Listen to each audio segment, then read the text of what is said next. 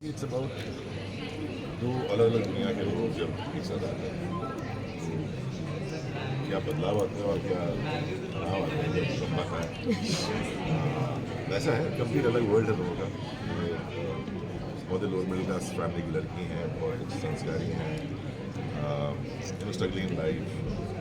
आर्यवर्धन है बिलियनर, बहुत मेहनती आदमी है, बहुत उसूलों का पक्का आदमी है।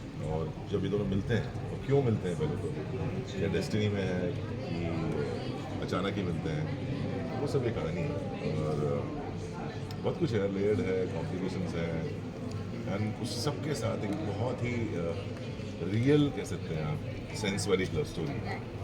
तो शुरू बड़ा मज़ेदार है, तुमसे देखिए।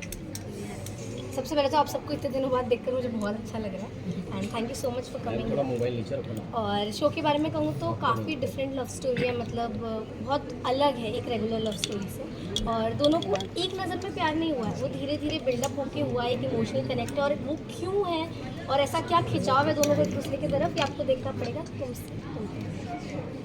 शरद सर, क्या लगा आपको ये शो करने के लिए, क्योंकि you did many film web series, आपको क्या लगा कि ये शो करने के लिए आपने कितने स्क्रिप्ट पढ़े हैं ये शो के लिए?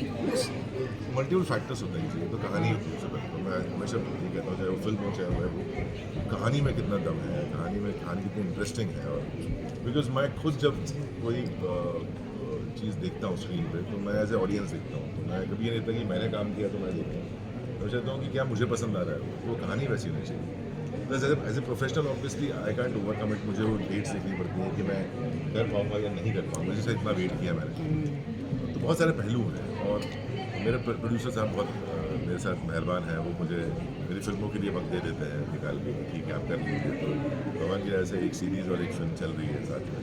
तो आप, और मैंने पहले भी कहा है कि मेरे लिए मीडियम ज़्यादा इंपॉर्टेंट नहीं है, मेरे लिए काम ज़्यादा इंपॉर्टेंट है, या वो क्या किरदार कर रहा हूँ वो ज़्यादा इंपॉर्टेंट है। तो हमेशा वो फैक्टर है, क्योंकि पिछले 5 सालों में अगर हम देखें तो शो में इतनी बड़ी लॉन्चिंग प्लस टाइटल ट्रैक इतना कोई शो को नहीं मिल पाता है। देखो तो आप, ये क्या सवाल है?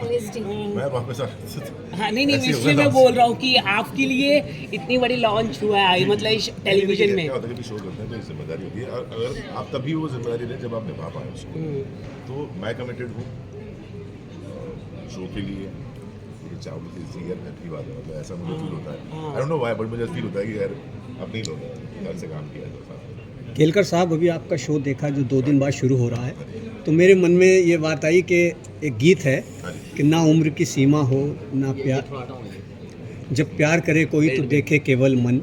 तो उम्र का बड़ा फ़र्क आ रहा है, तो इस जब आपने इसका शूटिंग किया तो कुछ एक्सपीरियंस ऐसा बताएंगे, कुछ महसूस हुआ ऐसा कैसे महसूस कि इतनी उम्र का फ़र्क आ रहा है? 20 साल हो गए सर, मैं अपनी बीवी के साथ, क्योंकि ऐसे कम सीरियल आते हैं, मैं देख रहा हूँ कि इसको ये, और अंदाज़ा है कि लोग इसको काफ़ी पसंद करेंगे क्योंकि इसकी कहानी काफ़ी हटकर है।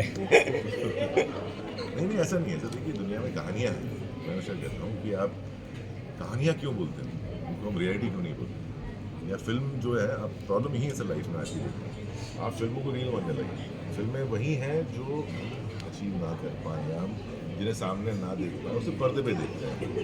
आई डोंट नो कहाँ कौन थॉट लेके आए। समाज का दर्पण कह सकते हैं। दर्पण नहीं है सर, कहानियाँ हैं, कुछ भी हो सकती हैं, है ना। तोता मैना की कहानी हो सकती है, वो भूत और इसकी कहानी हो सकती है। अगर आप मानने चले कि नहीं हमने तो वही दिखाई है जो समाज, तो फिर आप टीवी चैनल देखो नहीं लगे, आप न्यूज़ देखो, उसमें दिखता है सब कुछ जो रियल हो रहा है। तो इट्स अ ड्रीम वर्ल्ड, जिसे मैं कहता हूँ, सपनों की दुनिया है। तो ये सपनों की दुनिया की कहानी है, जिसको रिलेट करना है रिलेट करें, इसको नहीं करना करें। बट मैं कह सकता हूँ जो उसमें मोमेंट्स हैं, जो उसमें एक कहानी का जो एक कहने का जरिया है वो बहुत सुंदर है। बिल्कुल वो कहते हैं ना, फेरी टेल भी कह सकते हो इसको आप, वैसी कहानी है।